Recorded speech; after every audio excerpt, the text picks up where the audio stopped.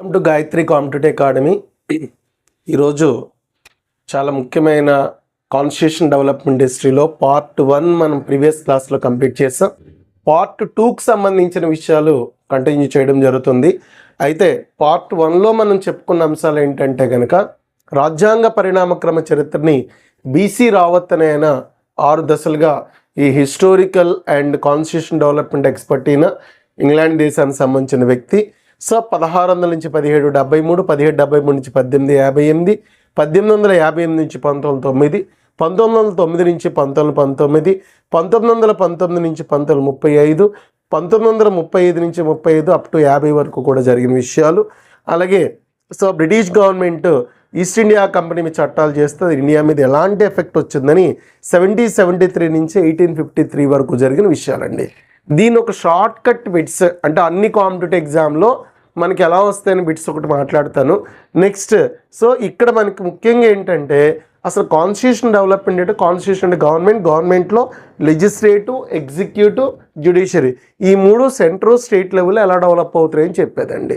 Right, ఇందులో మనం ప్రీవియస్లో చూసిన వాటిలో రెగ్యులేటింగ్ యాక్ట్ ఎప్పుడు చేశారు 1773.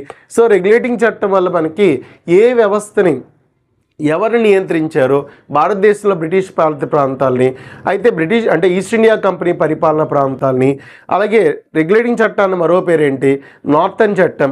రెగ్యులేటింగ్ చట్టం వల్ల వచ్చిన పదవేది ముఖ్యంగా ఈ బెంగాల్ గవర్నర్ జనరల్.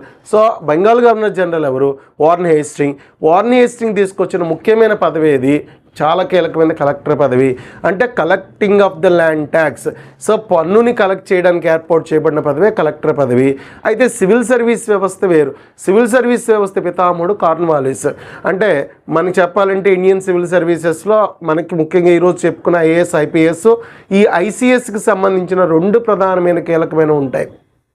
అవి సివిల్ సర్వీస్ అంటే మొత్తం పరిపాలనా యంత్రాంగంలో ఈ న్యాయ వ్యవస్థలో ఉండేది, సివిల్ సర్వీస్ వ్యవస్థలో ఉండేది, పోలీస్ వ్యవస్థలో ఉండే రిక్రూట్మెంట్ సిస్టమ్ తీసుకొచ్చింది కార్న్వాలిస్. కలెక్టర్ పదవి తీసుకొచ్చిన వాళ్ళు వార్న్ హేస్టింగ్ అండి. అది మనకి ఈ రెగ్యులేటింగ్ చట్టము తర్వాత చట్టాల్లో ప్రభావం. పిట్స్ ఇండియా చట్టం ద్వారా కంపెనీలో ద్వంద్వపాలన తీసుకొచ్చిన చట్టం 1784. అలాగే బెంగాల్ ద్వంద్వపాలన వేరు, 1765 బెంగాల్ ద్వంద్వపాలన జరుగుతుంది. That is a different historical aspect. ఇక 1813 చార్టర్ క్రైస్తవ మిషనరీలను ప్రవేశపెట్టిన చట్టం ఏదంటే 1830 అంటే క్రైస్తవ మిషనరీ. అలాగే లెజఫైర్ విధానము స్వేచ్ఛా వ్యాపార వాణిజ్యం తీసుకొచ్చిన దేశంలో అనేక కంపెనీలు భారతదేశంలో వ్యాపారం చేసుకోవడానికి అనుమతి ఇచ్చిన చట్టం 1813 చార్టర్ యాక్ట్. అలాగే 1833 చాలా ముఖ్యమైన మనకి ఏంటంటే సో చార్టర్ చట్టం చెప్పాను ఒక్కొక్క 20 ఏళ్ళకి ఒకసారి తీసుకొచ్చే చట్టం అనేది మాట్లాడుకోవడం జరిగిందండి. ఇక ఈ చార్టర్ చట్టంలో జరుగుతున్న మార్పుల్లో 1813 చార్టర్ యాక్ట్ తీసుకున్నట్లయితే కనుక చాలా ముఖ్యమైనది స్వేచ్ఛా వాణిజ్యం వచ్చింది. క్రైస్తవ మిషనరీ ప్రవేశించే ఇంగ్లీష్ విద్యా అభివృద్ధి కోసం ₹1,00,000 కేటాయించిన చట్టం ఏదంటే 1813 చార్టర్ యాక్ట్. ఇక 1833 కల్లా మనకి బెంగాల్ గవర్నర్ జనరల్ పదవిని ఇండియన్ గవర్నర్ జనరల్గా మార్చడం జరిగింది. ఫస్ట్ ఇండియన్ గవర్నర్ జనరల్ ఎవరంటే విలియం బెంటిక్. ఇక్కడ బెంగాల్ గవర్నర్ జనరల్ బదులు ఇండియన్ గవర్నర్ జనరల్ అని మాత్రమే అంటున్నారు. అది గుర్తుపెట్టుకోవాల్సిన విషయం అండి 2 కూడా. అంతేకాకుండా 1833కి ఇండియన్ గవర్నర్ జనరల్ అనేసిన మాటతో పాటుగా ఇక్కడ భారతదేశ న్యాయ వ్యవస్థలో అంటే మనకి ఇస్లామిక్ షరియత్ చట్టాలు కానీ, మనుస్మృతి కానీ, యజ్ఞవల్క స్మృతి కానీ, నారద స్మృతి కానీ ఇలా అనేకమైన చట్టాలు ఉండి సో పనిష్మెంట్ ఇవ్వడానికి ఒక ఏకీకృత న్యాయ విధానం లేదు. కాబట్టి మనం Indian penal code, criminal procedure కోడ్ని తీసుకురావడానికి కారణమైన వ్యక్తి లార్డ్ మెకలే. అంటే భారతీయ న్యాయ స్మృతిని క్రోడీకరించిన వ్యక్తి ఎవరు అంటాడు లార్డ్ మెకలే. అది 1833 చార్టర్ యాక్ట్ సినారియోలో జరిగిందండి. చాలా ముఖ్యమైనది అనమాట. అంటే భారత న్యాయ స్మృతిని ఎవరు క్రోడీకరించారు అంటే ఈరోజు మనం తీసుకునే బిఎన్ఎస్ అంటే భారతీయ న్యాయ సంహిత అనేది. అలాగే సో భారతీయ నాగరిక సురక్ష సంహిత అని పేర్లు మార్చారు ఇటీవల. అది అంటే ఐపీసీ, సిఆర్పిసి. ఐపీసీ అంటే సో మనకి పనిష్మెంట్ ఏమి ఇస్తామనేసి చెప్పేదాన్ని అనమాట. అంటే సబ్స్టెంటివ్లా పనిష్మెంట్ ప్రొసీజర్లా అంతా కూడా క్రిమినల్ ప్రొసీజర్ కోడ్. ఈ ఐపీసీ, సిఆర్పిసి తీసుకురావడానికి కారణమైన క్రోడీకరణ చేసింది మెకలేగా. ఇది 1833లో ఇండియన్ గవర్నర్ జనరల్ న్యాయ సలహాదారుడు మెకలే రావడం చాలా కీలకమైన ఘట్టం. చివరి చార్టర్ చట్టం 1853. అయితే ఇక్కడ మూడు ఇంపార్టెంట్ 1853 చార్టర్ యాక్ట్ తర్వాత జరిగిన బిట్స్ మీద ఇంపార్టెంట్ అంశాలు ఉన్నాయి. అందులో ఏంటంటే కనుక సో వెల్లస్లీ ప్రవేశపెట్టిన సైన్య సహకార పద్ధతి, అలాగే కార్న్వాలిస్ ప్రవేశపెట్టిన శాశ్వత శిస్తు పద్ధతి, డల్హౌసీ ప్రవేశపెట్టిన రాజ్య సంకలన సిద్ధాంతము. సో 3 ఇంపార్టెంట్ ఆస్పెక్ట్స్ అంటే 1853 సినారియో నుంచి is the 3 important policies are introduced by the East India Company. These policies is impact on the Indian system and Indian administrative and everything. So first one is the subsidiary alliance is introduced by Wellesley. So Wellesley సైన్య సహకార పద్ధతి వల్ల చాలా రాజ్యాలన్నీ కూడా ఆక్రమించడానికి అవకాశం ఏర్పడింది. అంటే private సైన్యం వెల్లెస్లీ తీసుకొచ్చిన పద్ధతి అడుగుతారండి. అంటే ఇది హిస్టరీలో అయినప్పటికీ పొలిటికల్ ఆస్పెక్ట్ మీద ఇంపార్టెంట్. ఎందుకంటే ఈ యొక్క థీరీస్ అంటే ఈ సిద్ధాంతాల వల్లే భారతీయుల్లో అసంతృప్తి వచ్చి సిపాయిల తిరుగుబాటు జరిగి సిపాయిల తిరుగుబాటు వల్ల ఈస్ట్ ఇండియా కంపెనీ రద్దయిపోవడం జరిగిందండి. అందుకే ఈ 3 బిట్స్ అన్నింటిలోనూ ఎగ్జామ్స్లో అడుగుతాడు అనమాట. అంటే నేను ఇక్కడ బిట్స్ వరుస క్రమంలో చెప్తున్నాను, కాన్సెప్ట్ మనం ప్రీవియస్ క్లాస్లో డిస్కస్ చేశాం కాబట్టి. వెల్లెస్లీ సబ్సిడీ అలయన్స్ తీసుకొచ్చారు, పర్మనెంట్ సెటిల్మెంట్, శాశ్వత శిస్తు పద్ధతి, కార్న్వాలిస్, అలాగే సో అత్యంత ముఖ్యమైన మూడవది సో డల్హౌసీ రాజ్య సంకలన సిద్ధాంతం, డాక్ట్రిన్ ఆఫ్ ల్యాబ్స్. సో ఈ 3 సిద్ధాంతాలు వీటి వివరణ హిస్టరీలో కూడా మళ్ళీ మనం వివరించుకుంటాం.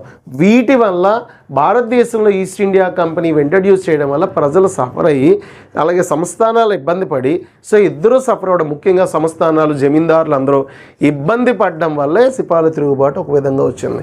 ఈ సిపాయిల తిరుగుబాటు తర్వాత జరిగింది 1858 భారత ప్రభుత్వ చట్టము, ఇండియన్ గవర్నమెంట్ యాక్ట్.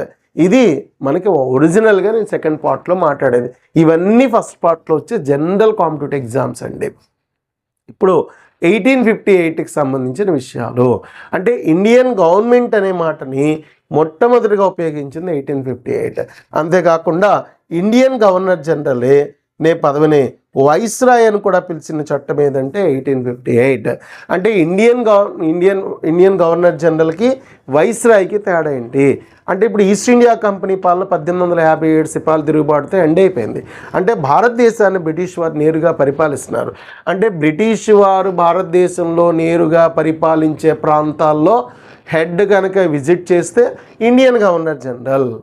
అలా కాకుండా సో సంస్థానాలు ప్రిన్సీ స్టేట్స్ హైదరాబాదో, జునాగఢో, జమ్మూ కాశ్మీరో, ట్రావెన్కోరో ఇలాంటి సంస్థానాల దగ్గరికి వెళ్తే అప్పుడు అతన్నే వైస్రాయ్ అని పిలుస్తారు.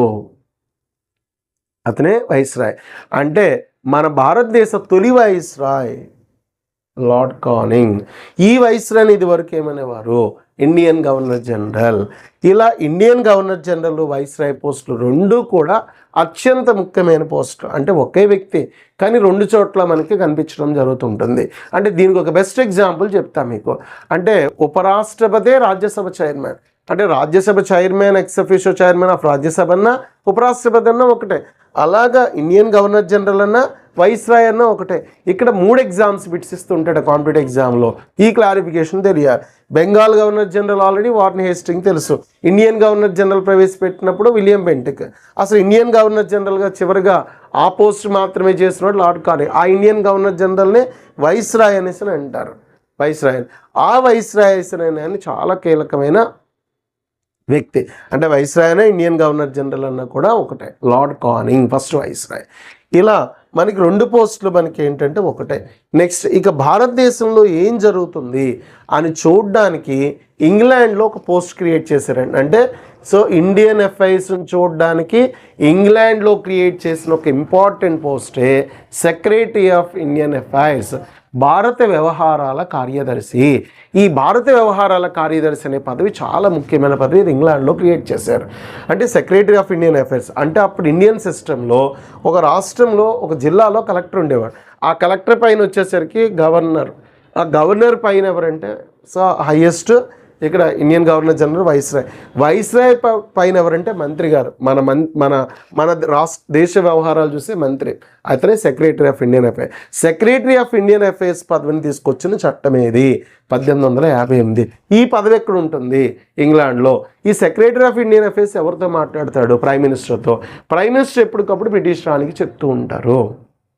అంటే మీకు అర్థం అవ్వాల్సిన విషయం, భారతదేశ వ్యవహారాలు ఎప్పటికప్పుడు చూడడం కోసం ఇంగ్లాండ్లో ఒక పదవి తీసుకొచ్చారు, అదే 1858. చాలా కీలకమైనదిగా మనం చెప్పడం జరుగుతుందండి. ఓకే, అయితే ఈ లార్డ్ వెస్లియన్ అయినా the first secretary of Indian అఫైర్స్గా ఉండేవారు. ఆ తర్వాత చార్లెస్ వుడ్ వచ్చారండి. చార్లెస్ వుడ్ ఎక్కడ? ఇంగ్లాండ్లో. అంటే ఇప్పుడు మనకి ఇండియాకైనా చెప్పాలంటే రాణి గారు ప్రధానికి చెప్తాడు, ప్రధానమంత్రి గారు సెక్రటరీ ఆఫ్ ఇండియన్ అఫైర్స్ చెప్తాడు, అంటే మినిస్టర్ గారు లాగా. Secretary of Indian affairs viceroy లేదా ఇండియన్ గవర్నర్ జనరల్కి చెప్తాడు. చెప్పిన తర్వాత అప్పుడు అది గవర్నర్ నుంచి కలెక్టర్ నుంచి కిందకు ఆర్డర్ వస్తుంది. This is the hierarchy system. అంటే ఈరోజు రాష్ట్రపతి, ఉపరాష్ట్రపతి, ప్రధాని, మంత్రిమండలి, తర్వాత మన క్యాబినెట్ సెక్రటరీస్, మంత్రిమండలి దగ్గర నుంచి గవర్నర్ రాష్ట్రాల్లోకి వెళ్ళడం, రాష్ట్రాల నుంచి మనకి కింద చీఫ్ సెక్రటరీస్, చీఫ్ సెక్రటరీస్, కింద స్థాయి ప్రభుత్వ యంత్రాంగం ఎగ్జిక్యూటివ్ బాడీకి ఎలాగైతే సరఫరా వ్యవస్థ అంటే కమ్యూనికేట్ అవుతుందో అలాంటి కమ్యూనికేటివ్ సిస్టమ్ అంతా కూడా అప్పుడు జరుగుతుంది అక్కడ. అది మనం స్పష్టంగా గమనించాలి. ఇలా భారతదేశ వ్యవహారాల మంత్రి పదవి, వైస్రాయ్ పదవి తీసుకొచ్చిన చట్టం ఏది అంటాడు 1858. ఈస్ట్ ఇండియా కంపెనీ పాలన రద్దయింది ఎప్పుడు అంటారు 1858. ఇండియన్ గవర్నమెంట్ అనే వర్డ్ ఎప్పుడు వచ్చింది అంటారండి 1858. ఇక 1861 ఇండియన్ కౌన్సిల్ యాక్ట్ చాలా ఇంపార్టెంట్. అంటే మనకి కాన్స్టిట్యూషన్ డెవలప్మెంట్లో జరగవలసింది ఏంటి? లెజిస్లేటివ్, ఎగ్జిక్యూటివ్, జ్యుడిషియరీ, ఈ మూడు డెవలప్ అవ్వాలి. 1861 అంటే ఇక్కడ సెంట్రల్ లెజిస్లేటివ్ కౌన్సిల్ అనేది, అలాగే స్టేట్ లెవెల్లో స్టేట్ లెజిస్లేటివ్ కౌన్సిల్ ఏర్పాటు చేయబడిన చట్టం ఇది 1861. అంటే ఇంకా నేను బాగా చెప్పాలి అంటే మీకు 1861 సంవత్సరం నాటికి ఈరోజు మనం చూసే రాజ్యసభ, అదే సెంట్రల్ లెజిస్లేటివ్ కౌన్సిల్. ఈరోజు మన రాష్ట్రంలో చూసే ఎమ్మెల్సీ, ఈ ఎమ్మెల్సీ వ్యవస్థ అనేది మనకి ఏర్పడడం జరిగింది. చాలా ఇంపార్టెంట్ అమ్మా. Okay, right. అయితే ఈ సెంట్రల్ లెజిస్లేటివ్ కౌన్సిల్ మనకి తీసుకురావడం, డిసెంట్రలైజేషన్ స్టార్ట్ చేయడం జరిగింది. అలాగే పోర్ట్ఫోలియోస్ కూడా స్టార్ట్ చేశారు. అంటే ఈ ఇండియన్ గవర్నర్ జనరల్ అయితే వైస్రాయ్ దగ్గర ఉండే వాళ్ళకి ఎవరెవరు ఏ డిపార్ట్మెంట్స్ ఇవ్వాలో లార్డ్ కానింగ్ ఏం చేశాడంటే మంత్రి పదవులు కేటాయించడం మొదలుపెట్టారండి. అంటే రవాణా శాఖ మంత్రి, అలాగే మనకి రక్షణ శాఖ, ఆర్థిక వ్యవహారాలు, ఇలా ఎవరికి వాళ్ళకి పోర్ట్ఫోలియోస్ రావడం అనే కాన్సెప్ట్ ఎప్పుడు వచ్చిందంటే 1861 నుంచి వచ్చింది. అలాగే భారతీయ సంస్థానాలకు కూడా మంత్రులుగా, భారతీయ సంస్థాన వ్యక్తులకు కూడా మనకి ఈ సెంట్రల్ లెజిస్లేటివ్ కౌన్సిల్స్లో వాటిలో స్థానం కల్పించాము. ఓకే, అంటే ఇక్కడ మనకు ఒక 5 బిట్స్ వస్తాయి. పోర్ట్ఫోలియో సిస్టమ్ని ఎవరు ప్రవేశపెట్టారు? డిసెంట్రలైజేషన్ సిస్టమ్ ప్రవేశపెట్టారు. పోర్ట్ఫోలియో వ్యవస్థ ప్రవేశపెట్టిన లార్డ్ కానింగ్. పోర్ట్ఫోలియో వ్యవస్థ తీసుకొచ్చిన చట్టమే 1861లోకే తీసుకొచ్చేసారు. అలాగే రాష్ట్రాల్లో 1862కి హైకోర్ట్స్ కూడా మనకి సృష్టించబడ్డాయి. అంటే చూడండి, ఈరోజు హైకోర్టులో కలకత్తా, మద్రాస్, బాంబే 3 హైకోర్టులు. ఇది వరకు ఆల్రెడీ ఎందుకు వచ్చేసింది? సుప్రీంకోర్టు. అంటే సుప్రీంకోర్టు ముందు ఏర్పడిందా, హైకోర్టు ముందు ఏర్పడిందా? సుప్రీంకోర్టే. హైకోర్టు ఇప్పుడు 1862కి కలకత్తా, బాంబే, మద్రాస్ 3 చోట్ల కూడా మనకి ఏర్పాటు చేయబడడం జరిగింది. అంటే స్టేట్ లెవెల్ జ్యుడిషియరీ ఎస్టాబ్లిష్ అవ్వడం మొదలైందండి 1861 కౌన్సిల్ చట్టానికి మనకు జరుగుతున్న చాలా కీలకమైన మార్పు. అంతేకాకుండా ఈ వైస్రాయ్కి అంటే బిల్లులపై వీటో చేసే పవర్ ఇండియన్ గవర్నర్ జనరల్కి, స్టేట్లో వైస్రాయ్ లేదా ఇక్కడ రాష్ట్రాల్లో గవర్నర్కి మనకి పదవిని ఇవ్వడం జరిగింది. ఇక ఇలా జరుగుతున్న సందర్భంలోనే 1860 తర్వాత 91 ఇక్కడ చూడండి, రెండే మీకు క్లారిటీ. ఇండియా మీద అంటే ఈస్ట్ ఇండియా కంపెనీ పరిపాలిస్తున్నప్పుడు ఇండియా మీద బ్రిటిష్ గవర్నమెంట్ చేసే చట్టాలు ఏవి 70, 73 గుర్తుపెట్టుకోమన్నా, తర్వాత 84, తర్వాత అన్నీ 3 ఉంటాయి చట్టాలు. తర్వాత చూడండి సిపాయిల తిరుగుబాటు 1850 చిన్నప్పటి నుంచి గుర్తుంటుంది. తర్వాత 1858 ఇండియన్ గవర్నమెంట్. తర్వాత 61, 92 అంటే చూడండి 1, 2 6 రివర్స్ అయింది 9, 2 నెంబర్లు గుర్తుపెట్టుకోవాలి. 1861, 1892 కౌన్సిల్ యాక్ట్స్ అంటారు. ఈ 1861 కౌన్సిల్లో ఈ కౌన్సిల్స్ ఇక్కడ ఏర్పడ్డాయి అనే విషయం. 1892 అంటే ఇది కూడా కౌన్సిల్ చట్టమే. అంటే ఈ కౌన్సిల్ మీద ఇంపాక్ట్ చేయడానికి ఈ చట్టం ఎందుకు చేస్తున్నారంటే ఇన్ఫ్లుయెన్స్ అనమాట. ఇన్ఫ్లుయెన్స్ గురించి మాట్లాడాలన్నప్పుడు ఐఎన్సి అంటే ఇండియన్ నేషనల్ కాంగ్రెస్ ఏర్పడని చెప్పాను కదా. ఇది మనకి హిస్టరీకి సంబంధించిన ఆస్పెక్ట్స్ కూడా మనకు కనిపిస్తాయి. అంటే చరిత్రకి సంబంధించిన విషయాలు కూడా కనిపిస్తాయి. అంటే ఇండియన్ నేషనల్ కాంగ్రెస్ 1885 డిసెంబర్ 28వ తేదీన సో కాంగ్రెస్ ఏర్పడక ముందు సో ఇండియన్ అసోసియేషన్, మద్రాస్ మహాజన సభ, బాంబే ప్రెసిడెన్స్ అసోసియేషన్, 3 అసోసియేషన్స్ ఉన్నాయి. ఈ మూడు అసోసియేషన్స్ ఉన్నాయి కాబట్టి అలా కాదు, ఈ 3 కలిపి ఒకే వ్యవస్థగా ఏర్పడండి అని ఏఓహియం సూచన మేరకు సో ఒక బాంబేలో తేజ్పాల్ సాంస్కృతిక కళాశాలలో డిసెంబర్ 28న సో అనేక మంది ప్రముఖులతో ఒక 78 మంది సో ఆ ప్రముఖులందరూ ఒక 72 మెంబర్స్ సో ఒక చోటకి మనకి హాజరవి సో ప్రత్యేకంగా మనకి ఏంటంటే సమావేశాన్ని ఏర్పాటు చేసుకోవడం జరిగింది. దీన్ని మనకి కాంగ్రెస్ అంటే కలయిక అని చెప్తాము. అంటే 1885 డిసెంబర్ 28కి ముందు ఇండియన్ అసోసియేషన్, మద్రాస్ మహాజన సభ, బాంబే ప్రెసిడెన్స్ అసోసియేషన్ ఇవన్నీ ఉండేవి. ఇవన్నీ ఉన్నప్పటికీ ఇవన్నీ కలిస్తే మంచిదని ఏఓహియం చెప్పి ఆ ఏఓహియం సూచన మేరకు ఒక ప్రత్యేకమైన సంస్థ అంటే కలయికని కాంగ్రెస్ అంటారు. ఇలా 72 మంది ప్రముఖులతో బాంబేలో తేజ్పాల్ సాంస్కృతిక కళాశాలలో కాంగ్రెస్ ఏర్పడింది. సరే, ఇక్కడ పాలిటీ చెప్తూ ఇండియన్ నేషనల్ కాంగ్రెస్ ఏర్పడడం ఎందుకు చెప్తున్నారు అని డౌట్ వస్తుంది. ఇండియన్ నేషనల్ కాంగ్రెస్ డెఫినెట్గా తెలియాలి. ఎందుకంటే 1892, 1909, 1919, 35 అంటే ఈ చట్టాలన్నిటి మీద కాంగ్రెస్ ఇన్ఫ్లుయెన్స్ పడుతుంది. అందుకే ఇక్కడ కాంగ్రెస్ చెప్తున్నానండి. అంటే మీకు కొన్ని బుక్స్లో మెటీరియల్ అథెంటికేషన్ ఆథర్స్ ఇచ్చిన పుస్తకాల్లో ఇక్కడ కాన్స్టిట్యూషన్ జరుగుతున్నప్పుడు ఎందుకు హిస్టరీ మధ్యన వస్తుంది అనేసి అనిపిస్తూ ఉంటుందండి. సో హిస్టరీ ఖచ్చితంగా అక్కడ అర్థం అవ్వాలి. అంటే పాలిటీ తెలిసిన వాళ్ళకి హిస్టరీ ఖచ్చితంగా తెలియాలి. టుడే పాలిటీ, టుమారో హిస్టరీ అండి. మీకు మన ఇంట్రడక్షన్ సిలబస్లో వాటిలో కూడా అదే చెప్పేది. సో డెఫినెట్గా మీరు ఇక్కడ ఏంటంటే ఇండియన్ నేషనల్ కాంగ్రెస్ ప్రభావం వల్ల జరిగిందే 1892 కౌన్సిల్ యాక్ట్. ఈ 1892 కౌన్సిల్ చట్టం చేసినప్పుడు ఆ 92 కౌన్సిల్ యాక్ట్లో ఏం జరుగుతుందంటే ఈ సెంట్రల్ లెజిస్లేటివ్ కౌన్సిల్లో సో బడ్జెట్ మీద చర్చ, అంటే ఓటింగ్ ఉండదు, ఓన్లీ బడ్జెట్ మీద చర్చ. అంటే ఈరోజు మన భారతదేశంలో బడ్జెట్ ప్రవేశపెట్టే విధానం ఉంది. అయితే బడ్జెట్ మీద ఓటింగ్ ఉంది, కోత తీర్మానాలు ఇవన్నీ ఉన్నాయి. అసలు బడ్జెట్ని ఇంతవరకు బ్రిటిషర్స్ మనతో మాట్లాడేవారు కాదు. ఆ మాట్లాడడం ఫస్ట్ టైం జరిగింది ఎప్పుడంటే 1892. కాబట్టి సో ఇక్కడ బడ్జెట్ని చర్చించినది, ప్రశ్నలు అడగడము, అంటే సభలో మనకి బ్రిటిషర్స్ని క్వశ్చన్ చేసే అవకాశం కూడా వచ్చింది ఎప్పుడంటే 1892. అయితే ఓటింగ్ పెట్టి ఓడిపోవడాలు ఇలాంటివి ఏమీ లేవండి. But everything is initiated. అది ఇండియన్ నేషనల్ కాంగ్రెస్ అంటే ఒక సురేంద్రనాథ్ బెనర్జీ, ఉమేష్ చంద్ర బెనర్జీ సో ఇలాంటి ప్రముఖమైన వ్యక్తుల యొక్క ప్రభావంతో తయారు చేయబడి భారతీయులకి సెంట్రల్ లెజిస్లేటివ్ కౌన్సిల్లో, స్టేట్ లెజిస్లేటివ్ కౌన్సిల్లో సభ్యత్వం వచ్చింది. అంటే ఇండియన్స్ ఇందులో మెంబర్షిప్ అవ్వడానికి అవకాశం వచ్చిన యాక్ట్ అన్నమాట ఇది 1892. 1861లో సంస్థానాలు వచ్చాయి, 1892కి అంతగా రాలేదు. ఇప్పుడు 1892లో కామన్ అంటే మేధావి వర్గాలు శాసనసభలో ప్రవేశించాయి.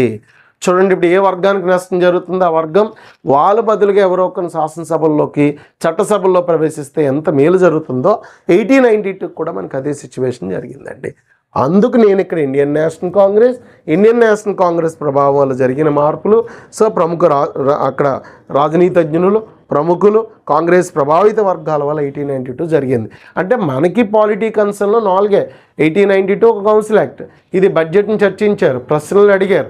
కౌన్సిల్లో కొన్ని కీలకమైన మార్పులు మనకి 1892లో మార్పులు మీన్స్ అంటే ఇక్కడ సభకు సంబంధించిన వ్యవహారాలకు దారితీసింది 1892. ఓకే, ఇప్పుడు 1892 తర్వాత 1909 ఒకటే గుర్తుపెట్టుకోండి. అంటే దేశంలో ఏదైనా ఒక చట్టం తయారవ్వాలన్నా, ఒక చట్టానికి ఒక ప్రభావితం అవ్వాలన్నా తప్పనిసరిగా అక్కడ సినారియో ఖచ్చితంగా ఉంటుందండి. అంటే GST 2.0 అనే కొత్త కాన్సెప్ట్తో GST ధరలన్నీ తగ్గించి స్లాబ్స్ మార్చడం, ఈ ప్రక్రియ అంతా ఎందుకంటే ఒక విధంగా చెప్పాలి అంటే ట్రంప్ యొక్క ఇంపాక్ట్, అంటే ట్రంప్ తీసుకున్న నిర్ణయాలు, సుంకాలు ఎక్కువైపోవడం వల్ల మన వస్తువులు మనమే కొనుక్కొని, మనమే వ్యవహారికంలో తెచ్చుకొని, రొటేషన్ తెచ్చుకొని అందుబాటులో తెచ్చుకోవడం కోసం ఒక విధంగా GSTలో ఒక సరళీకరణ విధానాలను తీసుకొచ్చేసాం మనం ఒకేసారి. అంటే GST ఏకీకృత పన్ను విధానం ఎంత ఇంపార్టెంట్, అది ఎక్కువైపోవడం వల్ల ఎక్స్పోర్ట్స్ దగ్గర వాటి మీద కాదు, మన వినియోగం మనమే పెంచుకోవాలని ఒక మార్పు. అంటే ఇలా ఒక కారణం మనకి GSTలో సంస్కరణ ఈరోజు ఒక కారణం. అలాగా 1909 అనే ఒక చట్టం తయారు చేయాలంటే బ్రిటిషర్స్ ఆ 1909 యాక్ట్ అనేది తయారు చేయాలంటే అప్పుడు ముందు జరిగిన చరిత్ర యొక్క ప్రభావమే 1909.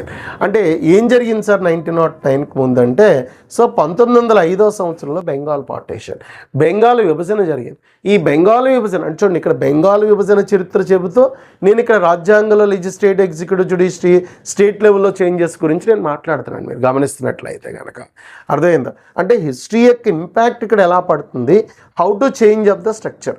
చూడండి, ఇది ప్రజెంట్ సిస్టమ్, ఇది సో మార్పు. ఇది ఈ పరిణామం ఏ యొక్క యాక్ట్లోంచి ఎక్కడ మారుతుంది అనేది చాలా క్రూషియల్ అమ్మ.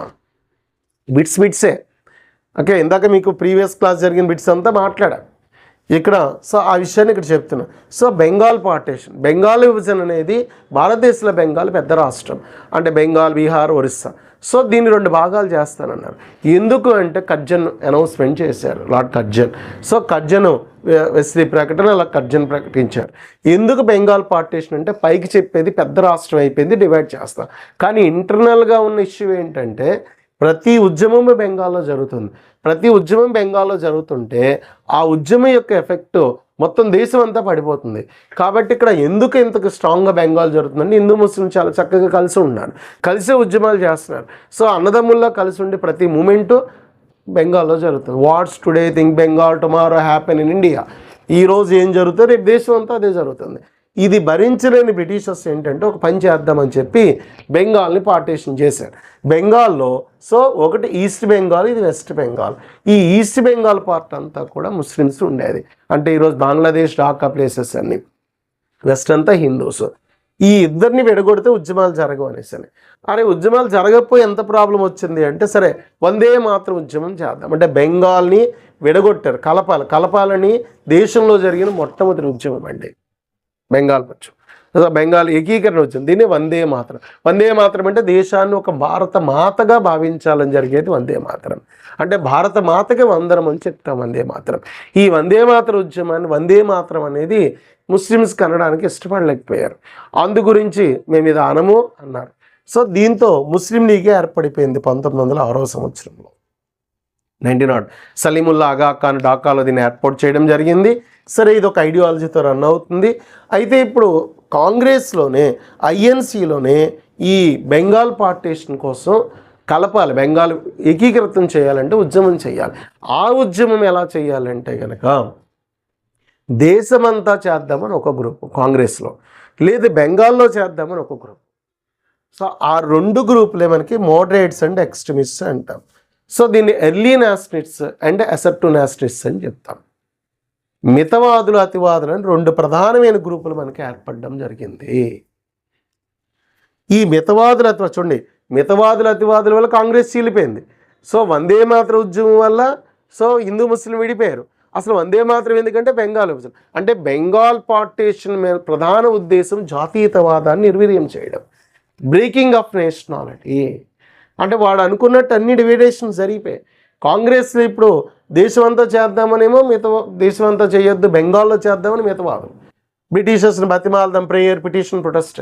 లేదు అసలు Swaraj is my birth right, స్వరాజ్యం సాధిద్దామని అతివాదం. అతివాదుల నాయకుడు తిలక్, అక్కడ గోపాలకృష్ణ గోఖలే గారు మితవాదులు. ఇలా మితవాద అతివాదుల్లో వచ్చిన వర్గంలో 1907లో సూరత్లో చీలిపోయారండి కాంగ్రెస్. ఎప్పుడైతే కాంగ్రెస్ చీలిపోవడం జరిగిందో, కాంగ్రెస్ చీలిపోయింది సూరత్లో. ఎందుకు? వందే మాతరం ఉద్యమం. వందే మాతరం ఎందుకు? సో బెంగాల్ ఏకీకృతం. సో ముస్లిం లీగ్ చీలిపోయింది, ముస్లిం లీగ్ వచ్చింది కాంగ్రెస్ నుంచి. ఎందుకు? బెంగాల్. అంటే అన్నిటికీ care of address Vande Mataram ఉద్యమం. అది బెంగాల్ పార్టీషన్. అర్థమైందా? అంటే ఇప్పుడు హిందూ ముస్లింలో 2 వర్గాలు, సో ఈ కాంగ్రెస్లో మితవాద అతివాద వర్గాలు 2 గ్రూపులు అయిపోతే హ్యాపీగా బ్రిటిష్ వాడు ఉండొచ్చు. ఇలాంటి సందర్భంలో సో ప్రేయర్, పిటిషన్, ప్రొటెస్ట్ అని చెప్పి మోడరేట్స్, మితవాదులు సపోర్ట్ చేస్తున్నారు బ్రిటిషర్స్కి, అతివాదులు మనకి సపోర్ట్ చేయట్లేదు. ఇప్పుడు మితవాదులను సాటిస్ఫై చేయాలంటే మితవాదులను సాటిస్ఫై చేయడం కోసము సో చేసిన ఒక కీలకమైన చట్టమే 1909 చట్టము. అర్థమైందండి? అంటే ఒక చట్టం బ్రిటిష్ గవర్నమెంట్, బ్రిటిష్ పార్లమెంట్లో చేస్తుందంటే ఎంత చరిత్ర జరిగేది. ఈ చరిత్ర ఇంపాక్టే 1909. దీన్ని మార్లే మింటో, సో ఈ మార్లే మింటో ఇద్దరు కలిసి రూపొందించిన చట్టం కాబట్టి సో దీన్ని మార్లే మింటో రిఫార్మ్స్ అనేసి పిలుస్తారు. అంటే ఇప్పుడు మనం చూడండి ఎన్ని బిట్స్ కవర్ అయిపోయాయి. జాతీయ కాంగ్రెస్ 1885 December 28. సో బెంగాల్ విభజన 1905, ఎవరు కర్జన్ ముస్లిం. ఓకే, ఈ ముస్లిం లీగ్ ఎప్పుడు 1906, స్వరచ్ఛీ లీగ్ ఎప్పుడు 1907. సో ఈ వందే మాతర ఉద్యమ ఫలిత అనంతరము జరిగిన సంఘటనలు వరుసలో పెట్టండి అన్న కూడా బిట్ చేసేయచ్చు. వందే మాతర ఉద్యమ అనంతరం జరుగుతున్న సందర్భంలో భారతీయుని సంతృప్తి తీసుకొచ్చిన చట్టమే మార్లే మింటో సంస్థ. యాక్చువల్గా దీనికి మార్లే మింటో అనే పేరు లేదు. సో ఇండియన్ కౌన్సిల్ యాక్ట్ 1909 అంటే మళ్ళీ ఇండియన్ కౌన్సిల్ యాక్ట్ 1909 అంటే 1909లో మళ్ళీ కౌన్సిల్స్ మారుతున్నాయి. ఈ 3 కౌన్సిల్ చట్టాలు ఇదివరకు ఏంటి, అసలు కౌన్సిల్ ఏర్పడింది 1861, బడ్జెట్ చర్చించడం జరిగింది 1892. సో ఇప్పుడు ఇందులో సభ్యుల సంఖ్య పెంచుతున్నారు. చాలా చాలా ముఖ్యమైన అంశం అండి, వెరీ క్రూషియల్. అంటే సభ్యుల సంఖ్య పెంచడం అంటే సెంట్రల్ లెజిస్లేటివ్ కౌన్సిల్ సీట్లను అలాగే స్టేట్ లెజిస్లేటివ్ కౌన్సిల్ సీట్ల సంఖ్య గరిష్టంగా పెంచేశారు. అంటే సార్ ఇందాక ఇక్కడ జరిగిన 1892లో భారతీయులకు అవకాశం వచ్చింది, అసలు సభలు ఏర్పడ్డాయి 1860, ఇప్పుడు ఎక్కువ స్ట్రెంత్ పెరుగుతుంది. అందుకే దీన్ని కూడా 1909 కౌన్సిల్ యాక్ట్ అని చెప్తాం. ఈ 1909 కౌన్సిల్ యాక్ట్లో ఏం జరుగుతుందంటే కనుక, అంటే చిన్న రాష్ట్రాలు అంటే మద్రాస్, బెంగాల్, యునైటెడ్ ప్రావియన్సీ, బీహార్, ఒరిస్సాలో ఒకేసారి సీట్లు 50 సీట్లు అయిపోయాయండి. పెద్ద రాష్ట్రం అయితే ఇక్కడ రాష్ట్రాల్లో 50 సీట్లు అయిపోయాయి. అదే చిన్న రాష్ట్రాలు అయితే కనుక 30 సీట్లు, అంటే పంజాబ్, అస్సాం, బర్మా లెజిస్లేటివ్లో వాటిలో 30 అనమాట. అంటే మీకు అర్థం అవ్వాల్సిన విషయం, ఎమ్మెల్సీ సీట్లు ఒకేసారి పెంచేశారు. ఓకే, సో పెద్ద రాష్ట్రాల్లో ఎక్కువ సీట్లు వచ్చేసాయి. అలాగే సెంట్రల్ లెజిస్లేటివ్ కౌన్సిల్ కూడా ఒకేసారి 60 సీట్లు. అంటే ఇప్పుడు రాజ్యసభ సీట్లు 1909కి 60, ఇప్పుడు ఎమ్మెల్సీ సీట్లు 1909కి పెద్ద రాష్ట్రం అయితే 50, చిన్న రాష్ట్రం అయితే 30. అర్థమైందా మీకు? ఇది చాలా ముఖ్యమైన విషయం. ఇది 1909. ఇది మార్లే మింటో ఇద్దరు కలిసి తీసుకొచ్చిన చట్టం. అంటే మార్లే అంటే ఎవరు, మింటో అంటే ఎవరు? మార్లే భారత వ్యవహారాల కార్యదర్శి, చెప్పాను కదా ఇందాక 1858లో సెక్రటరీ ఆఫ్ ఇండియన్ అఫైర్స్ వచ్చాడు. భారత వ్యవహారాల కార్యదర్శి ఇంగ్లాండ్లో ఉంటాడు. ఆయన యొక్క ప్రభావంతో మార్లే చట్టం. అలాగే మింటో అనేసానంటే లార్డ్ మింటో భారతదేశ వైస్రాయిగా ఉండేవాడు. ఈ వైస్రాయి తీసుకొచ్చిన చట్టంగా చెప్తాం దీన్ని. మళ్ళీ తర్వాత మింటో అనేసి చెప్తాము. మింటో ఇద్దరు తీసుకొచ్చిన చట్టం మార్లే మింటో రిఫార్మ్స్ అంటాం. మరి ఈ చట్టంలో ఏంటంటే, మరి ఇక్కడ మితవాదులు అతివాదులు విడిపోయారు, ముస్లిం లీగు డివైడ్ అయిపోయింది. కాబట్టి ఇలాంటి సందర్భంలో ముస్లింలను సంతృప్తిపరచడం కోసం ముస్లింలకు రిజర్వేషన్ ప్రక్రియ స్టార్ట్ చేసిన చట్టమే 1909. అంటే మన ఇండియాలో కాస్ట్ బేస్డ్ రిజర్వేషన్ ఫస్ట్ రాలేదండి, రిలీజన్ బేస్డ్ రిజర్వేషన్ వచ్చింది. అందుకే రిలీజన్ బేస్ చేసుకుని ఇండియా పాకిస్తాన్ విడిపోయింది. అంటే ఇండియా పాకిస్తాన్ విడిపోవడానికి కారణమైన చట్టాల్లో చాలా కీలకమైంది ఇది 1909. అందుకే హిస్టరీకి కాన్స్టిట్యూషన్ డెవలప్మెంట్కి చాలా అవినాభావ సంబంధం ఉంటుంది. ఇప్పుడు మనకి కీలకమైనవే చెప్తున్నాను ఇక్కడ నేను మాట్లాడే వాటిలో. Central legislative, state legislative council సీట్లు పెరిగింది ఎప్పుడు, 1909 కౌన్సిల్ చట్టం. దీనికే మరో పేరు మార్లే మింటో. మార్లే పదవి భారత వ్యవహారాల కార్యదర్శి, మింటో పదవి వైస్రాయ్ ఎక్కడ ఉంటే ఇండియాలో. సో భారత వ్యవహారాల కార్యదర్శి ఎక్కడ ఉంటాడంటే ఇంగ్లాండ్.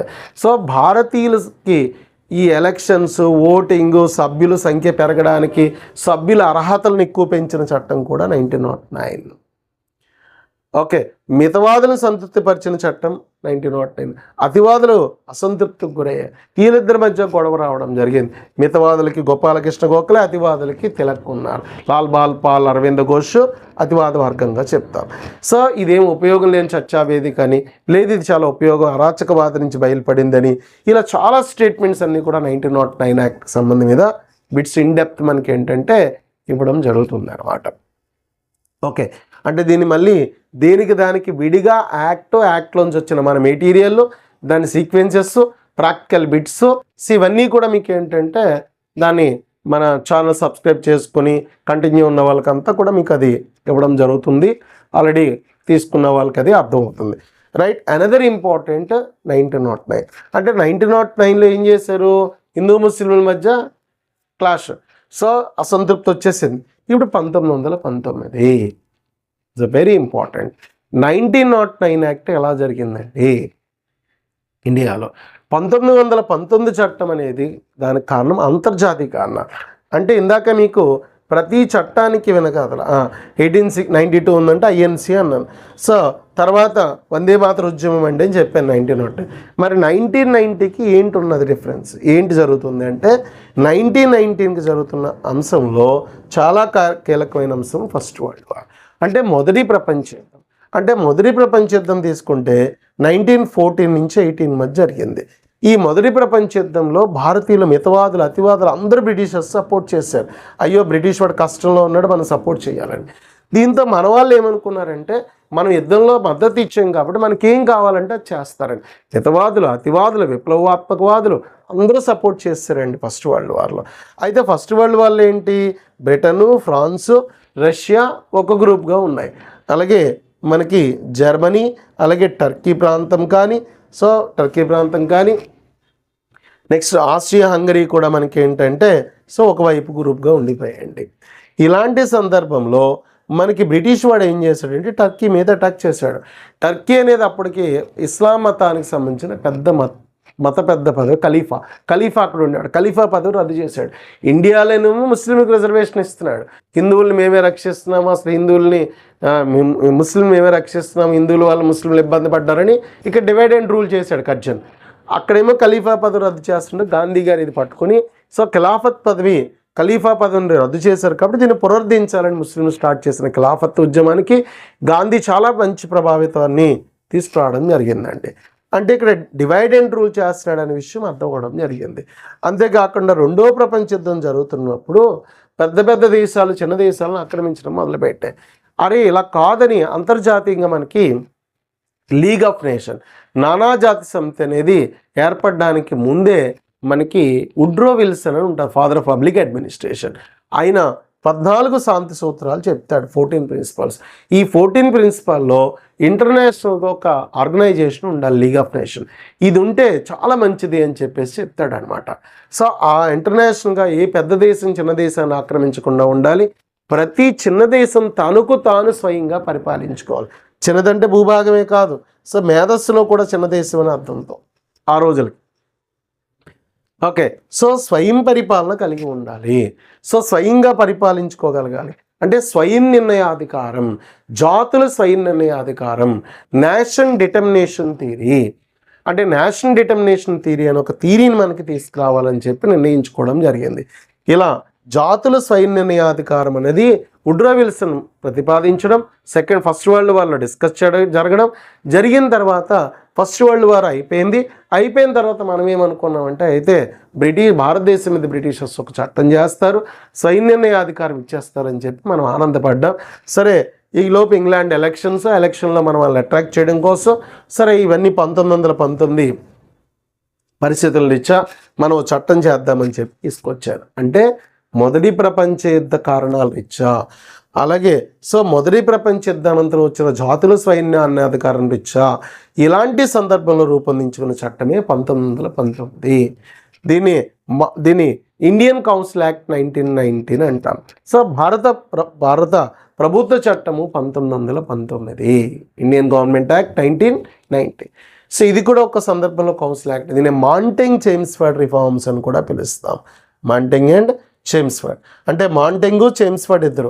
మాంటెంగ్ ఎక్కడ ఉంటారంటే కనుక secretary of Indian affairs England, Chelmsford ఎక్కడ ఉంటారంటే ఇండియాలో ఉంటారు. వీళ్ళిద్దరూ రూపొందించిన చట్టం కాబట్టి మాంటెంగ్ అండ్ చేమ్స్ఫర్డ్ రిఫార్మ్స్ అంటారు. సరే, ఏం చేశారు ఈ చట్టంలోని, ఏంటి మన లెజిస్లేటివ్ ఎగ్జిక్యూటివ్లో ఏం చేంజెస్ వస్తున్నాయి? చాలా కీలకమైన విషయాలు ఏంటంటే సెంట్రల్లో వచ్చిన చేంజ్, స్టేట్లో వచ్చిన చేంజ్ కీలకమైనవి మాట్లాడుతున్నాను ఇక్కడ. సెంట్రల్లో వచ్చిన ఏంటంటే సెంట్రల్ లెజిస్లేటివ్ అసెంబ్లీ వచ్చింది.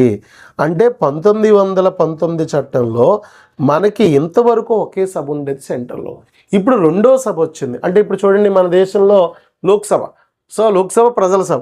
అంటే సెంట్రల్ లెజిస్లేటివ్ అసెంబ్లీని తీసుకొచ్చిన చట్టం ఏదంటే 1919 ద్విసభా విధానము. అలాగే అంటే రెండు సభలు, అంటే చూడండి ఈరోజు చూసే పార్లమెంట్ అంటే ప్రెసిడెంట్, రాజ్యసభ, లోక్సభ.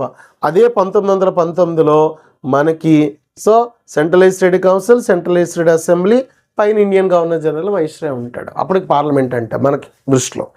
ఇలా 2 సభలు తీసుకొచ్చిన చట్టం 1919. అలాగే కేంద్రానికి రాష్ట్రానికి పాక్షికంగా అధికారాలు పంపిణీ చేశారు. అలాగే సో రాష్ట్రంలో కేంద్రంలో మనకి స్వయం పరిపాలన ఇవ్వలేదు. మనం స్వయం పరిపాలన ఇస్తారనుకున్నాం, అది జరగలేదు. సో ఇక దీని ద్వారా కమిషనర్, హై కమిషనరేట్ పదవి కొన్ని విభజన జరిగే ఇన్డెప్త్ అయితే కనుక ఇక రాష్ట్రంలో జరుగుతున్న కీలకమైన మార్పులు.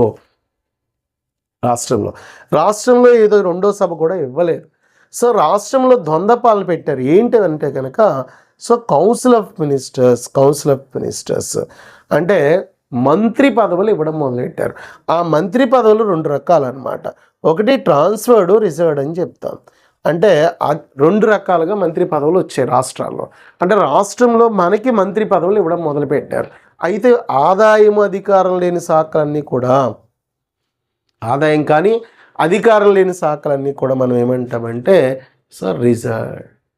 అధికారం ఆదాయం సో ఉన్న వాటిని రిజర్వ్ అంటాం, లేని వాటిని ట్రాన్స్ఫర్డ్ శాఖలు అంటాం. చాలా ఇంపార్టెంట్, జాగ్రత్త చూసుకున్నాము. మళ్ళీ ఒకసారి అధికారం కానీ ఆదాయం కానీ లేకపోతే దాన్ని ట్రాన్స్ఫర్డ్ శాఖలు అంటాం.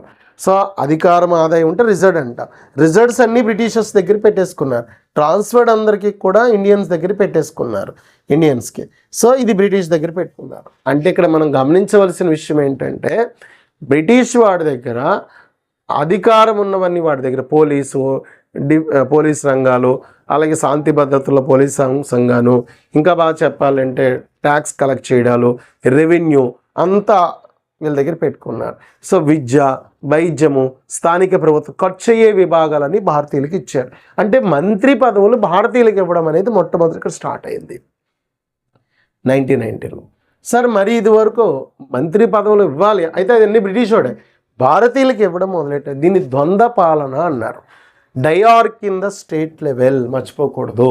ద్వంద్వ పాలన, ద్వంద్వ సభలు అన్నారు. దిశభ ఎక్కడ వచ్చిందంటే సెంటర్లో. చాలాసార్లు ఎక్కువ సివిల్ సర్వీస్ నుంచి అన్ని ఎగ్జామ్లు అడుగుతాడు. దిశభా విధానాన్ని సెంటర్లో తీసుకొచ్చిన చట్టం 1919. ద్వంద్వ పాలన రాష్ట్రంలో తీసుకొచ్చిన చట్టం 1919. చాలా చూడండి, సభల పాలన ఈ రెండింటికి క్వశ్చన్ జాగ్రత్తగా ఉంటుంది అనమాట. రైట్. రాష్ట్రంలో ద్వంద్వ పాలన తీసుకొచ్చిన చట్టంగా 1919 చెప్తాము, మర్చిపోతుంది. ఈ రాష్ట్రంలో ద్వంద్వ పాలన అంటే కనుక డయార్క్ కింద అడ్మినిస్ట్రేషన్ అంటాం అనమాట. ఆదాయం లేదు, అధికారం లేనివన్నీ మనకి మంత్రి పదవులు అయితే ఇచ్చేశారు. అదే స్వయం పాలన. దీన్ని రాష్ట్రంలో పాక్షిక స్వయం పాలన, చాలా ఇంపార్టెంట్ పెట్టు. The partial autonomy in the state level. అంటే సెంటర్లో మంత్రి పదవి ఇవ్వలేదు, స్టేట్లో ఇచ్చారు. స్టేట్లో ఇచ్చినవి కొన్ని ఇచ్చారు. కాబట్టి భారతీయులకి స్వయం పాలన అనేది మరి మొదటి ప్రపంచ యుద్ధం చెప్పాను కదా ఇందాక, ఆ మొదటి ప్రపంచ యుద్ధం స్వయం పరిపాలన అనే భావజాలాన్ని 1919లో ఏ స్థాయిలో తెచ్చారంటే రాష్ట్ర స్థాయిలో తీసుకొచ్చిన చట్టం ఏదంటే 1919. ఇంకా ఈ కమిషనర్స్, సబ్జెక్ట్స్ విడిపోవడం, ట్రాన్స్ఫర్డ్ సబ్జెక్ట్స్, రిజర్వ్ సబ్జెక్ట్స్ చాలా ఉన్నాయి. అధికారాలు, కమిషనర్స్, ఇవన్నీ మనం ఏంటంటే డీటెయిల్గా ఉంటాయి. మెయిన్స్ ఓరియంటెడ్కి ఇంకా ఇన్ డెప్త్ క్వశ్చన్స్ కూడా ఉంటాయి. ఇలా 1919కి వచ్చిన షేప్ చేంజ్ చూడండి. దిశభలు వచ్చే ద్వంద్వపాలన, మంత్రి పదవులు ఇచ్చారు. ఇక్కడ స్వయం పరిపాలన అంటే మనం ఏమనుకున్నామంటే స్వయం పాలన భారతీయులకు ఇచ్చేస్తారు అంటే మనకి మొత్తం ఇక్కడ ప్రధానమంత్రి పదవి, ఇక్కడ ముఖ్యమంత్రి పదవులు ఇచ్చేస్తారు అనుకోండి. ఇక్కడ ప్రధానమంత్రి పదవి ఇవ్వలేదు, ముఖ్యమంత్రి పదవి ఇవ్వలేదు. అంటే స్వయం నిర్ణయాధికారం అనే మొదటి ప్రపంచ యుద్ధం యొక్క ప్రభావం 1990 మీద అయితే పడింది, కానీ అనుకున్నంతగా జరగలే. అంటే ఇంకా బాగా చెప్పాలి అంటే కనుక ఫుల్ మీల్స్ భోజనం పెడతారంటే చేతిలో ఎంత ప్రసాదం పెట్టి పంపించారు. విపరీతమైన ఆకలితో ఉన్నప్పుడు ఏంటంటే స్వయం పాలన ఇవ్వలేదు. స్వయం పాలన ఇవ్వలేదని అసంతృప్తి పెరిగిపోయింది. అంటే ఉద్యమాలు చేయడానికి రెడీ అయిపోతున్నాం. ఈ ఉద్యమాలు చేయడానికి రెడీ అవుతున్నప్పుడు ఈ ఉద్యమాలు జరగకుండా ఉండాలి, ఎక్కడెక్కడ మీటింగ్లు పెడతారు. ఇది ఆపాలంటే రౌలట్ చట్టం చేయాలని రౌలట్ చట్టం చేస్తారు. అంటే రౌలట్ యాక్ట్ ప్రకారం ఎవరైనా సరే ఉద్యమాలు చేసినా, బయటకు వచ్చినా, అరెస్ట్ చేసినా ఇమ్మీడియట్గా అరెస్ట్ చేసేసి వాళ్ళకి హెబియస్ కార్పస్ రిట్ కూడా పనిచేయదు. అంటే రౌలట్ చట్టం ఎందుకు చేశారు? స్వయం పరిపాలన మనం ఇవ్వలేదు కాబట్టి ఉద్యమాలు చేస్తారు. కాబట్టి ఉద్యమాలు ఎందుకు చేస్తాం? స్వయం పాలన ఎందుకు ఇవ్వలేదు? మొదటి ప్రపంచ యుద్ధంలో అన్నారు కాబట్టి ఇవ్వలేదు, అన్నీ సరిగా ఇవ్వలేదు. అందు గురించి రౌలట్ చట్టం. ఈ రౌలట్ సత్యాగ్రహ ఉద్యమం స్టార్ట్ అయింది. సో దీనికోసం అన్ని చోట్ల గాంధీ పర్యటన చేస్తున్నారు. అందులో భాగంగా పంజాబ్ ప్రాంతంలో మనకి సత్యపాల్ కిచ్లు ఇద్దరు కూడా పర్యటన చేశారు. అక్కడ హిస్టారికల్ ఆస్పెక్ట్స్ వస్తాయి, చాలా ఇంపార్టెంట్. సత్యపాల్ కిచ్లు ఏర్పాట్లు చేస్తే అక్కడ సత్యపాల్ కిచ్ను అరెస్ట్ చేయడం. సో అయ్యో గాంధీ వస్తున్నారని చెప్పి అందరూ కూడా మీటింగ్ పెట్టుకుని జలియన్ వాలీబాగ్ 1919 ఏప్రిల్ 13న జలియన్ వాలీబాగ్ అనే చోట మీటింగ్ ఏర్పాటు చేసుకుని అందరూ సమావేశం శాంతియుతంగా పెట్టుకున్నారు. అయితే సమావేశం పెట్టకూడదు చట్ట ప్రకారం, అయినా ముందస్తు హెచ్చరికలు లేకుండా మనకి ఇప్పుడే తెలియదు, ఆ రోజుల్లో ప్రజలకి ఏం తెలియదు, జలియన్ వాలీబాగ్లో అనేక వందల మంది చనిపోయారు. దీన్ని జలియన్ వాలీబాగ్ మాస్కరే. అరే జలియన్ వాలీబాగ్ మాస్కరే ఎందుకు జరిగింది? రౌలట్ సత్యాగ్రహానికి వ్యతిరేకం. రౌలట్ సత్యాగ్రహం ఎందుకు జరిగింది? రౌలట్ సత్యాగ్రహం ఎందుకు జరిగింది? స్వయం పరిపాలన ఇవ్వట్లేదని ఉద్యమాలు చేస్తాను. ఉద్యమాలు ఎందుకు? స్వయం పాలన ఇస్తానని ఎక్కడన్నాడు? మొదటి ప్రపంచం. అర్థమైందా? మొదటి చరిత్ర యొక్క ఇంపాక్ట్ ఇక్కడ పడుతూ ఉంటుంది. 1919 మీద మనకి సాటిస్ఫాక్షన్ లేదు. ఈ జలియన్ వాలీబాగ్ దుర్ఘటన దేశాన్ని అంతా కలిచివేసింది. చాలా తీవ్రమైన సంఘటనలు, జనరల్ ఓడ్ అయ్యారు కారణం. సో అది సంఘటనలన్నీ కూడా మనం హిస్టారికల్ ఆస్పెక్ట్లో డిస్కస్ చేసేవి. ఇలా 19 జలియన్ వాలీబాగ్ తర్వాత ఇలా కాదని మనం సహాయ నిరాకరణ స్టార్ట్ చేస్తాం. దేశం అంతా నాన్ కోఆపరేషన్ ఈ 1920 నుంచి 22 మధ్య జరుగుతుంది. సో ఎవరికి బ్రిటిష్ వారికి సహాయ నిరాకరణ అంటే పన్నులు కట్టకపోవడం కాదు. సో పన్ను కడదామని ఆయన పన్ను చేసుకోవడం కోసం తాళం వేసి ఉంటుంది.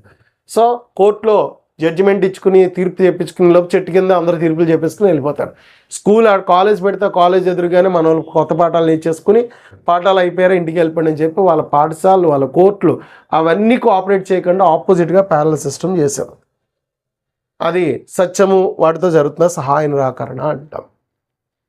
ఇది చాలా ఉధృతంగా జరుగుతున్నప్పుడు చౌరీ చౌరా అనే ఒక ఇన్సిడెంట్తో దీన్ని ఏం చేశారంటే గాంధీ గారు ఉత్తరప్రదేశ్ గోరఖ్పూర్లో హింస చోటు చేసుకోవడం జరిగింది. సత్యం అహింసలో జరగాలి కాబట్టి దీన్ని ఆపేస్తారు. సో దీంతో అసంతృప్తితో స్వరాజ్ పార్టీ ఏర్పడడం జరిగింది.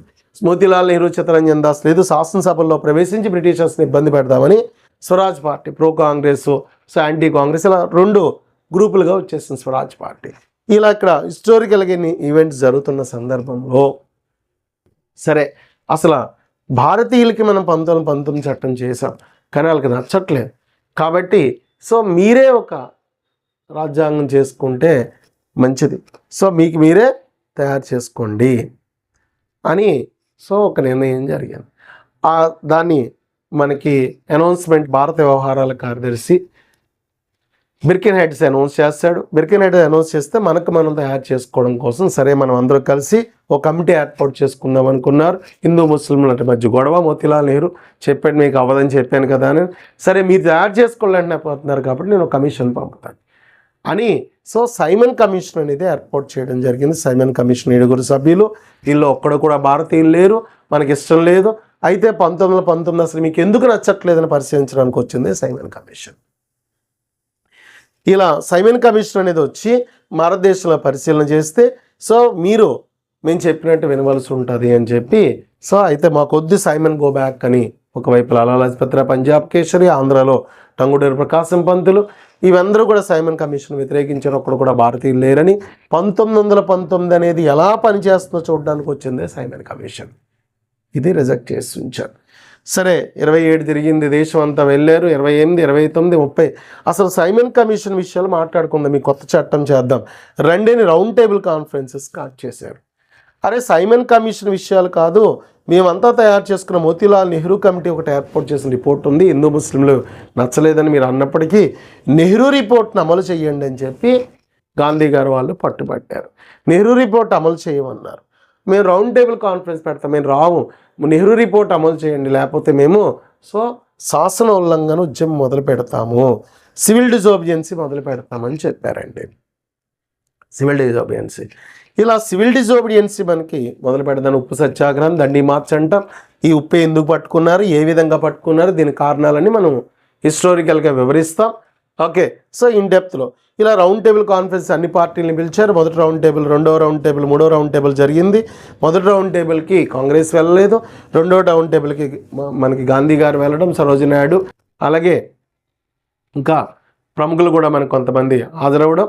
అయితే ముఖ్యంగా గాంధీ, సరోజినీ నాయుడు గారు కూడా వ్యక్తిగత హోదాలో మనకి వెళ్ళారండి. ఓకే, ఇలా సో ఈ వెళ్ళిన ఈ మొదటి రౌండ్ టేబుల్ సమావేశం వైఫల్యమైంది. రెండో రౌండ్ టేబుల్కి వెళ్ళారు, సో వైఫల్యం చెందింది. మూడో రౌండ్ టేబుల్లో కాంగ్రెస్ లేకుండా చర్చలు చేసేసుకున్నారు. అయితే రేపు భవిష్యత్తులో మేము కాన్స్టిట్యూషన్ తయారు చేయడానికి కావాల్సిన ఒక నిర్మాణమే 1935 యాక్ట్. అర్థమైందా?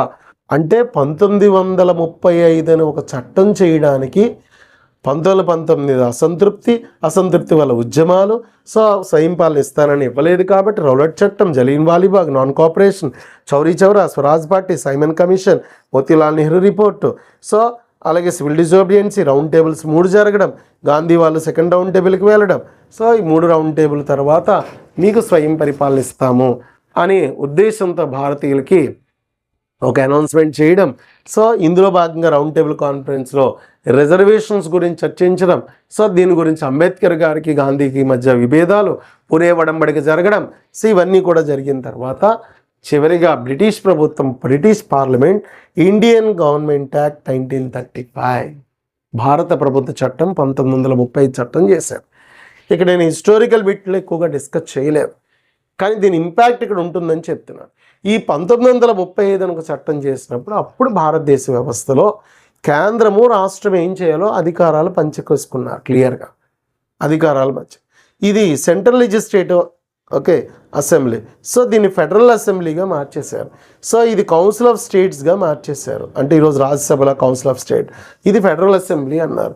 ఈ సుప్రీంకోర్టుని ఫెడరల్ కోర్ట్ అని పేరు మార్చేశారు ఎప్పుడో 1935లో ఫెడరల్ కోర్ట్. అలాగే central services, state services divide చేసుకున్నారు. ఇప్పుడు చాలా ముఖ్యమైనది రాష్ట్రాల్లో స్వయం పరిపాలనలో భాగంగా ద్వంద్వ పాలన రద్దు చేశారు. అంటే సీఎం పదవి, అంటే రాష్ట్రాల్లో ముఖ్యమంత్రి పదవులు భారతీయులకి, మొత్తం మంత్రి పదవులన్నీ రాష్ట్రాలకి, అంటే రాష్ట్రాలకి సంపూర్ణంగా మీకు మీరు పరిపాలించుకోండి అని ఇచ్చిన చట్టమే 1935 యాక్ట్. 1935కి స్వయం పరిపాలన ఇచ్చేశారు. సో ఈ 1930 కేంద్రంలో ద్వంద్వ పాలన, మళ్ళీ ఇక్కడ ట్రాన్స్ఫర్ రిజర్వ్ శాఖలో ద్వంద్వ పాలన ప్రవేశపెట్టారు. అంతేకాదు రాష్ట్రాల్లో స్టేట్ లెజిస్లేటివ్ కౌన్సిల్తో పాటు సెంట్రల్ లెజిస్లేటివ్ అసెంబ్లీ, ఇక్కడ స్టేట్ లెజిస్లేటివ్ అసెంబ్లీ కూడా క్రియేట్ చేశారు, అంటే 2వ సభ. అంటే ఈరోజే అసెంబ్లీగా చెప్పబడే అసెంబ్లీ వచ్చిన సంవత్సరము 1935. అంటే సంపూర్ణంగా మన దేశానికి కావలసిన పరిపాలనా వ్యవస్థ అంతా కూడా 1935 చట్టానికి రూపొందిద్దారు. అంటే 80% మన కాన్స్టిట్యూషన్లో ఈరోజున్న అన్ని అంశాలు ఇక్కడ తయారయ్యాయి. ఈ తయారైన అంశాలన్నీ కూడా తయారవడానికి ఇంత చరిత్ర జరిగింది. ఇంత పురోరంగం ఇంత జరిగితే ఇప్పుడు చూసే సిస్టమ్ అంతా మనకు వచ్చేసే, అంటే రాష్ట్రాల్లో 2 సభలు కనిపించే విధానం, ముఖ్యమంత్రి పదవి, గవర్నర్ పదవి, హైకోర్టు పదవి, సుప్రీంకోర్టు, ముందు ఫెడరల్ కోర్టు, అంతకుముందు సుప్రీంకోర్టు, మళ్ళీ ఇప్పుడు తర్వాత స్వతంత్రం వచ్చి రాజ్యాంగం వచ్చాక ఇది. అలాగే ఇక్కడ viceroy, Indian governor general, council of state, central legislative assembly, అంటే ఈరోజు కనిపించే ప్రభుత్వ నిర్మాణం అంతా జరిగిపోయింది. ఇక్కడ సివిల్ సర్వీసెస్, వ్యవస్థలు, పంపిణీ, కేంద్ర జాబితా, రాష్ట్ర జాబితా, ఉమ్మడి జాబితా, అంటే ఆ రోజుల్లో రాష్ట్రాలను ప్రావియన్సీస్ అంటారు, ప్రావియన్సీ లిస్ట్, ఇలా ఇవన్నీ కూడా మనకి ఏర్పడిపోవడం జరిగిందండి ముఖ్యంగా. సో ఈ చట్టం తెచ్చా 1937 మనకి ఎలక్షన్ జరగడం, సో ఈ ఎలక్షన్ ఇచ్చా మనకి సెకండ్ వరల్డ్ వార్ వచ్చింది. సెకండ్ వరల్డ్ వార్లో మనం 1935 నుంచి 45 మనం ఏంటంటే వాళ్ళకి ఎక్కడ కూడా సపోర్ట్ చేయలేదు. ఫస్ట్ వరల్డ్ వార్లో సపోర్ట్ చేసాం. 11 రాష్ట్రాలు, 6 రాష్ట్రాలు కాంగ్రెస్కి వచ్చింది. 6 రాష్ట్రాల్లో ఉన్న అసెంబ్లీస్ మమ్మల్ని అడగకుండా 2వ ప్రపంచ యుద్ధంలో భారతీయులు పాల్గొంటున్నారు అన్నారు కాబట్టి మేము రిజైన్ చేసేస్తున్నామని చెప్పేశారు. దీంతో 1940 ఆగస్ట్ ప్రపోజల్స్, క్రిప్స్ రాయబారం 1942. సో వీళ్ళు భారతీయులు బ్రిటిషర్స్ బతిమాలడం మొదలుపెట్టడం. ఇక చివరిగా భారత స్వతంత్ర చట్టం 1947 స్వతంత్రం వచ్చేసింది. అదే భారతదేశం మీద చివరిగా చేసిన స్వతంత్ర చట్టం. అంటే ఇంకా స్వతంత్ర చట్టము ఇక్కడ హిస్టారికల్ ఆస్పెక్ట్స్ అన్నీ ఉంటాయన్నమాట స్వతంత్ర చట్టం అవి కూడా. ఈ స్వతంత్ర చట్టం ఇండియా పాకిస్తాన్ విడిపోతుందని చెప్పారు. దీంతో భారతదేశంలో ప్రస్తుతం కనిపించే ఒక నిర్మాణం అంతా పూర్తయింది. కానీ ఈలోపే మీకు మీరు పరిపాలించుకోవడానికి మీరే రాజ్యాంగం తయారు చేసుకోండి అని రాజ్యాంగ పరిషత్ ఏర్పడడం. సో ఈ రాజ్యాంగ పరిషత్తు సిఫారసుల మేరకు రాజ్యాంగ పరిషత్ అంటే cabinet machine, sir క్రిప్స్ Pratik Lawrence వాళ్ళు కూడా సిఫారసు చేయడంతో సో ఇండియా పాకిస్తాన్ కలిసే ఉంటే ఇద్దరికి రాజ్యాంగం అంటే దాంతో గొడవలు వచ్చాయి. ఆ తదనంతరం అంటే హిస్టారికల్ ఆస్పెక్ట్స్ ఉన్నాయి ఇక్కడ కూడా. ఇది అనంతరం మీకు మీరు విడిగా ఉండండి అని చెప్తున్నతో ఇండియా పాకిస్తాన్ కలిపి ఉన్న రాజ్యాంగ పరిషత్ విడిపోయి ఆ రాజ్యాంగ పరిషత్కి సో ఎలక్షన్ జరిగిన ప్రక్రియ, ఆ రాజ్యాంగ పరిషత్ రాష్ట్రాల నుంచి ఎన్నికవడం, ఆ రాజ్యాంగ పరిషత్ రాజ్యాంగం రచించడంతో ఇప్పుడు కనిపించే ఈ వ్యవస్థలు ఉన్నాయి. అంటే ఈరోజు లెజిస్లేటివ్, ఎగ్జిక్యూటివ్లో parliament, president, Rajya Sabha, Lok Sabha, so executive, జ్యుడిషియరీలో స్టేట్ లెవెల్, ఈ సిస్టమ్ అంతా దీని పూర్వరంగంలో తయారైంది. సో అది ఎలా తయారైందని చెప్పే టాపిక్కే పరిణామము, ఎవల్యూషన్ అంటారు. ఎవల్యూషన్. ఇక్కడ ఇంపార్టెంట్ బిట్స్ ఏంటి, ఒక 20 బిట్స్ చాలా ఫాస్ట్గా మనం చూడొచ్చు అనమాట. ఏంటి అంటే కనుక, సో భారతదేశంలో councils, central state legislative councils ఎప్పుడు వచ్చాయి? 1800. పోర్ట్ఫోలియో ఎప్పుడు వచ్చింది? 1861. సో అలాగే పోర్ట్ఫోలియో వ్యవస్థ తీసుకొచ్చిన లార్డ్ కానీ. సో బడ్జెట్ చర్చించింది ఎప్పుడు? 1892. సో మన కౌన్సిల్ సంఖ్య గరిష్టంగా పెంచింది 1909. 1909 చట్టాన్ని ఏమంటాం? పార్లమెంట్. 1919 ఏమంటాం? Montagu Chelmsford. So 1935 Indian government act. 1919 so Indian government act 1990లో జరిగిన మార్పులేంటి? రాష్ట్రాల దిశభా విధానం, కేంద్రంలో దిశభా విధానం తీసుకొచ్చారు. రాష్ట్రాల ద్వంద్వపాలన తీసుకొచ్చిన చట్టం 1999. భారతదేశ రాజ్యాంగంలో ప్రస్తుతం కనిపించే అత్యధిక అంశాలు రూపుదిద్దుకుంది 1935. ఇది 1935 ఏర్పడడానికి కారణమైన కమిషన్, సైమన్ కమిషన్. అలాగే 1935 రూపొందడానికి కారణమైన రౌండ్ టేబుల్స్ ఎన్నంటే 3. ఎన్ని రౌండ్ టేబుల్? 3 జరిగి గాంధీ వాళ్ళు హాజరైంది. 2వ round table. So schedule caste reservation తీసుకొచ్చింది 1935. Muslim reservation 1909. అలాగే సో సిక్కులకి వాళ్ళకి రిజర్వేషన్ తీసుకొచ్చింది. సో ఆంగ్లో ఇండియన్కి 1919. 1935కి కమ్యూనల్ అంటే కాస్ట్ డిప్రెసివ్ క్లాసెస్కి రిజర్వేషన్ వచ్చిన చట్టం ఇది. 1935 భారత రాజ్యాంగంలో రాయబడిన అత్యధిక అంశాలు ఇందులో అంటే 1935 యాక్ట్. రాజ్యాంగ నిర్మాణ సభ ఏర్పడడం అంటే రాజ్యాంగ నిర్మాణ సభ ఏర్పడడానికి ముందు జరిగిన కథా సారాంశం ద్వారా ఇప్పుడు మనం చూసే లెజిస్లేటివ్ ఎగ్జిక్యూటివ్ వచ్చేసాయి. ఇది మనకి ముఖ్యమైన అంశాలండి. Thank you very much. So Gayatri competitive academy Visakhapatnam. So ఈ ఛానల్ మీరు మీ ఫ్రెండ్స్కి షేర్ చేయండి, సబ్స్క్రైబ్ చేయండి. ఇంకా దీంట్లో మీకు ఏదైనా డౌట్స్ వస్తే డెఫినెట్గా ఇక్కడ కామెంట్ బాక్స్లో పెట్టండి. సో దానికి మనకు ఆన్సర్ చెప్పడం, దీని ఫుల్ ప్లెజర్ మెటీరియల్, ఒక్కొక్క ఈవెంట్ అంటే ఇది చాలా షార్ట్ స్పాన్లో ఫాస్ట్ ట్రాక్తో ఇంపార్టెంట్ బిట్స్ మాత్రమే మీతో మాట్లాడడం జరిగింది. సో కాబట్టి మీరు ఏంటంటే దయించి ఇది అర్థం చేసుకుని ఒక ఎవల్యూషనరీ మెథడ్లో చాలా డీటెయిల్గా మనం టైం టేకింగ్లో సో దీని తర్వాత మన యాప్ డౌన్లోడ్ చేసుకుని సో సబ్స్క్రైబ్ చేసుకుని యాప్ను మీరు డౌన్లోడ్ చేసుకుంటే ఆ యాప్లో మొత్తం దేని టాపిక్ దాని డీటెయిల్ మనకి ఏంటంటే కనిపించడం జరుగుతుంది అన్నమాట. Okay, thank you.